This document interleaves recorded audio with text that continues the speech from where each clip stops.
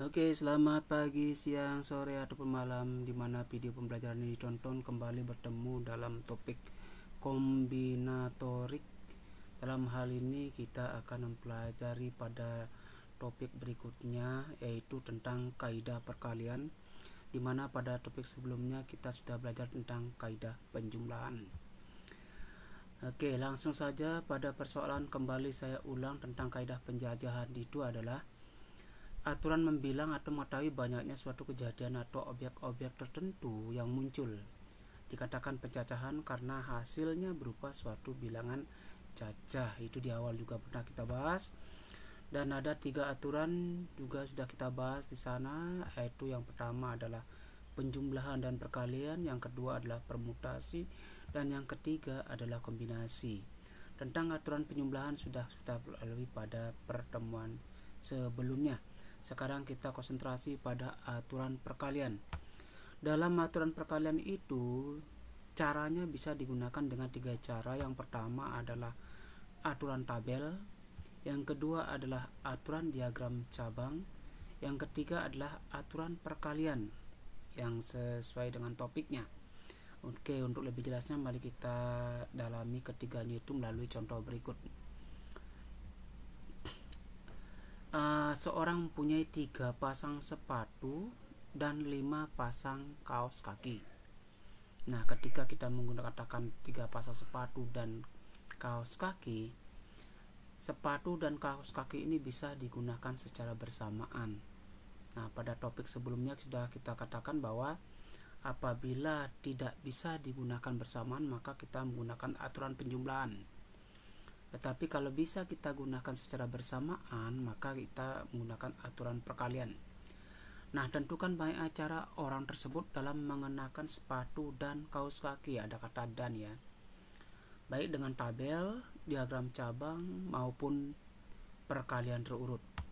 Oke, kita jawab langsung dengan menggunakan tabel. Mungkin barangkali sepatu ada 3 ya, yang saya katakan dalam misalnya P1, P2, P3. Kaos kaki ada 5, saya katakan K1, K2 sampai dengan K5. Kita buat tabelnya, dimana pada tabel baris ini ada P1, P2, P3 ada sepatunya. Kepada kolom-kolomnya ini adalah kaos 1, kaos 2 sampai dengan kaos 5. Ketika kita menggunakan, mungkin saja kita menggunakan sepatu 1 menggunakan kaos 1. Bisa juga kita menggunakan sepatu 1 menggunakan kaos kedua. Mungkin sepatu 1 menggunakan kaos ketiga. Mungkin juga ke sepatu 1 menggunakan kaos keempat, dan seterusnya. Sehingga dari menggunakan sepatu saja itu ada 5 cara. Ya, demikian juga kalau kita menggunakan sepatu kedua, juga akan ada 5 cara. Menggunakan sepatu ketiga juga akan ada 5 cara. Inilah dalam bentuk tabel kita cacah. Bagaimanakah kalau dalam diagram cabang? Kita bikin cabang. Cabang pertamanya itu adalah sepatu. Sepatu tadi kita kembangkan P1, P2, P3. Ya. Kemudian kaos kakinya 5. Masing-masing dari cabang P1 memiliki cabang lagi 5. Yaitu K1, K2 sampai K5, demikian juga P2, demikian juga P3. Nah, kalau kita cabangkan, maka akan ketemulah seperti ini. Akan P1 ke K1, P1 K2, P1 K3, P1 K4, P1 K5, sehingga dapat hasilnya seperti ini. Nah, dari P1 juga dapat 5, demikian juga P2, demikian juga P3 akan mendapatkan masing-masing 5. Nah, seperti ini. Hampir sama dengan tabel. Cuma di tabel ini adalah cabang. Bagaimanakah dengan perkalian? Perkalian terurutnya ini ada 3. Ya. Ada 3 sepatu, ada 5 kaos kaki, sehingga 3 kali 5 15 pasang. Ini pun kalau kita hitung 15, ini pun kalau kita hitung adalah 15. Sehingga dengan cara apapun kita gunakan, maka banyaknya susunan atau pasangan yang kita gunakan adalah 15 pasang. Oke, itu kita sederhanakan dengan cara perkalian saja, walaupun ada 3 cara. Oke, kita lihat inti dari cerita kita ini tadi adalah jika K1 dapat dilakukan dengan K cara, kegiatan 2 dapat kita gunakan K2 cara dan seterusnya, yang dalam arti adalah dapat digunakan secara bersamaan atau sekaligus, ya, atau menggunakan kata dan. Maka caranya adalah dengan aturan perkalian, yaitu K1 kali 2 kali Kn seterusnya. Nah, intinya adalah apabila bisa dilakukan secara bersamaan, maka kita menggunakan aturan perkalian, beda dengan aturan penjumlahan yang kemarin. Oke, mari kita lihat contoh ini.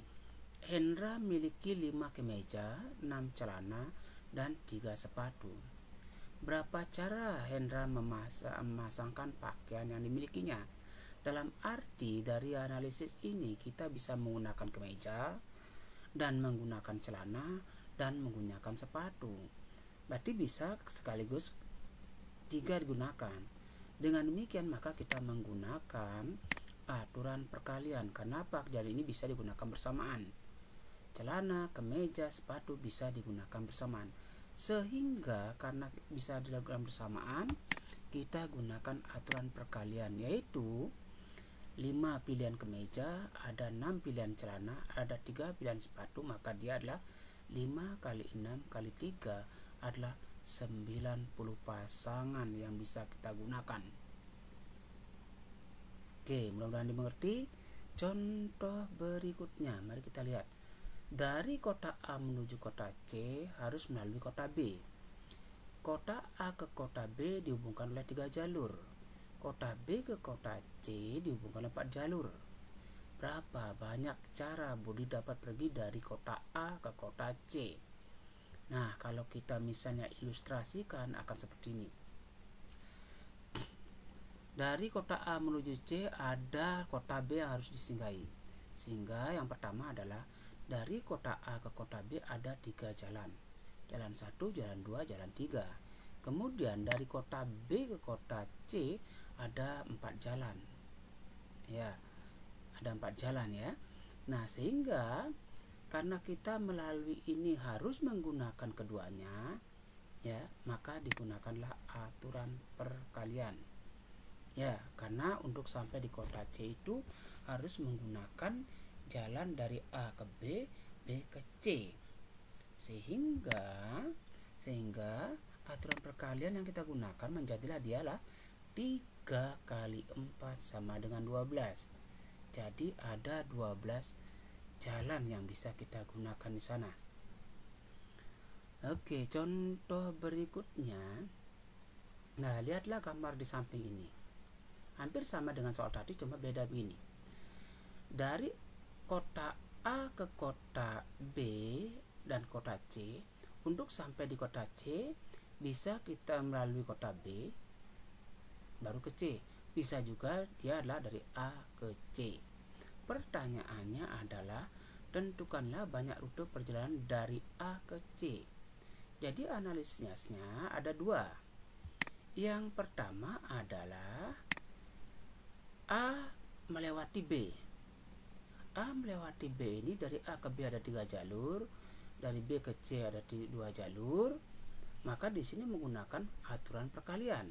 Maka dia adalah 3 kali 2 sama dengan 6 rute. Nah, kita lihat ini ada 3 jalan, ini ada 2 jalan. Karena digunakan bersamaan, maka 3 kali 2 adalah 6. Nah, beda dengan dari A ke C. Kalau dari A ke C, dia kan langsung ada 3 pilihan. Ya, tidak ada melewati, dia langsung ada 3 pilihan. Nah, dari analisis ini ada 2 jalan. Bagaimana ya caranya banyaknya rute perjalanan dari A ke C? Yang pertama dia melewati A B, ya, atau bisa lewat tanpa lewat B, sehingga dikatakanlah jadi banyak rute dari A ke B itu ya.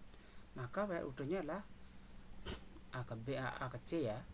A ke C ini salah ketik, yaitu banyaknya adalah ini ada 6 ya, karena atau ini ada 3, maka 6 tambah 3 ya tahun ini adalah aturan penjumlahan ya.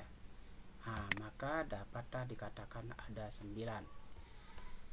Lanjut, terkait dengan aturan perkalian di atas, dari contoh di atas, maka aturan perkalian itu juga berlaku dalam kaidah pengisian tempat. Apakah yang dimaksud kaidah pengisian tempat? Itu adalah dimana kita harus menyediakan tempat atau kotak sesuai porsi yang ada.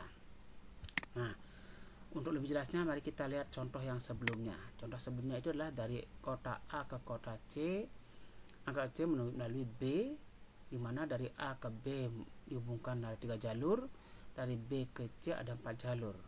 Nah, kita coba bikin kotaknya, berarti ada 2A ke B, B ke C, ada 2 kotak. Nah, dari A ke B itu ada 3 jalur, dari B ke C ada 4 jalur. Sehingga dari sini pengisian tempat ini, maka hasilnya lah 3 kali 4 sama dengan 12. Hampir sama dengan jalan yang kita kerjakan tadi berdasarkan ilustrasi. Oke. Contoh berikutnya, tentukanlah banyak bilangan yang terdiri atas 3 angka yang dapat disusun dari angka 3, 4, 5, 6, dan 7. Jika yang pertama adalah angka-angkanya tidak boleh muncul berulang, harus berbeda. B, angka-angkanya boleh muncul berulang.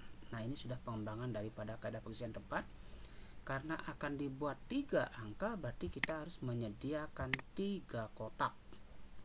Ya, jadi kita harus sediakan 3 kotak. Ya. Nah, angka-angkanya tidak boleh berulang atau tidak boleh muncul berulang atau berbeda.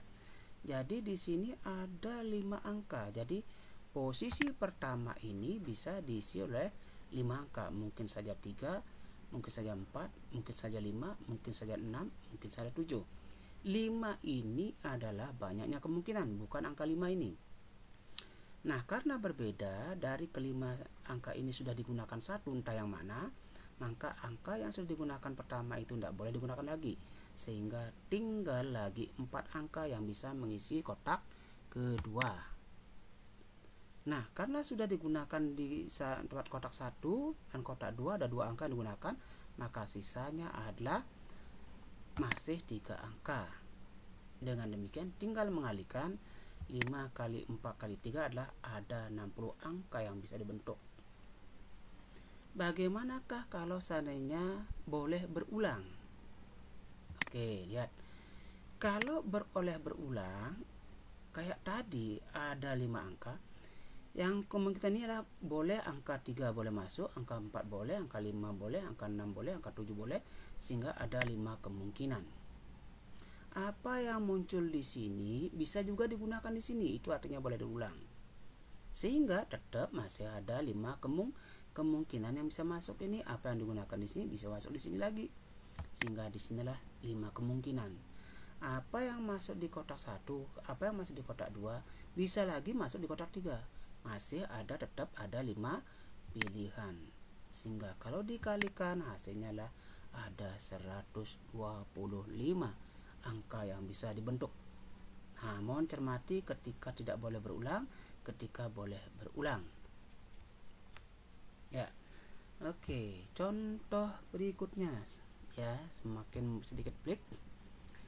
Tentukanlah banyak bilangan yang terdiri atas 3 angka. Nah, ini cermati 3 angka berarti dia adalah 3 kotak. Berlainan berarti berbeda ya, tidak bisa berulang. Yang dapat disusun dari angka 2, 3, 4, 5, 6, ada 5 angka. Jika bilangan itu adalah pertama genap, kedua adalah ganjil. Jadi harus diperhatikan berlainan, genap, ganjil. Oke, yang pertama, angka-angkanya adalah 2, 3, 4, 5, 6. Disusun 3 angka artinya sediakan 3 kotak.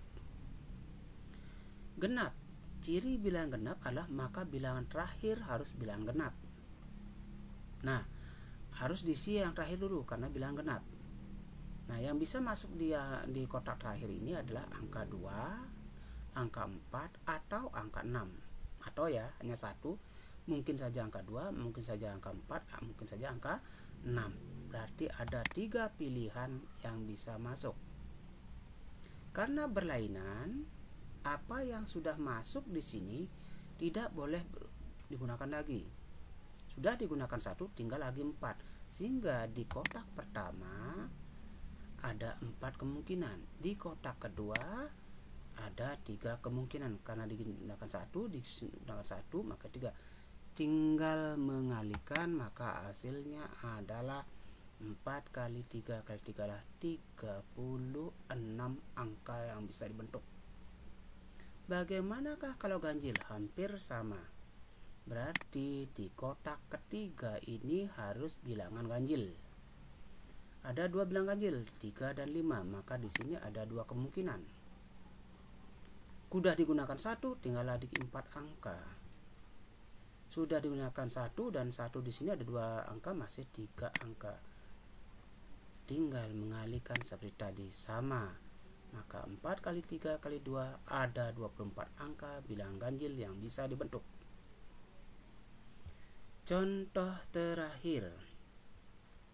Tentukan banyaknya bilangan ribuan yang dapat disusun dari angka 1, 2, 3, 4, dan 5. Jika bilangan itu nilainya tidak boleh berulang. Yang pertama adalah angkanya adalah lebih dari 2000. Karena dia adalah angka ribuan, berarti ada 4 kotak. Karena dia lebih 2000, maka angka 1 nggak mungkin diletakkan di sini. Seribuan.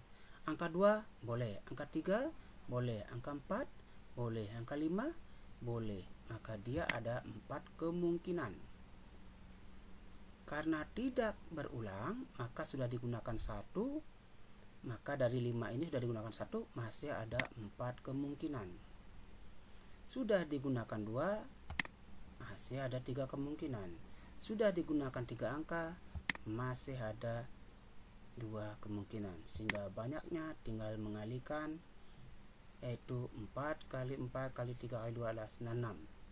Bagaimana kalau angkanya kurang dari 3000? Tetap dia menggunakan 4 kotak.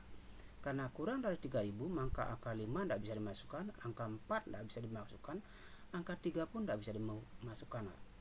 Yang bisa masuklah angka 1 dan 2. Maka di sini ada 2 kemungkinan.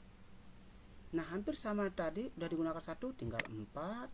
Sudah digunakan 2, tinggal 3. Sudah digunakan 3, tinggal 2. Maka dikalikan, hasilnya adalah 48 angka. Oke, demikian terus. Sampai jumpa lagi pada materi berikutnya, yaitu tentang permutasi pada faktorial. Semoga dimengerti, semoga bermakna.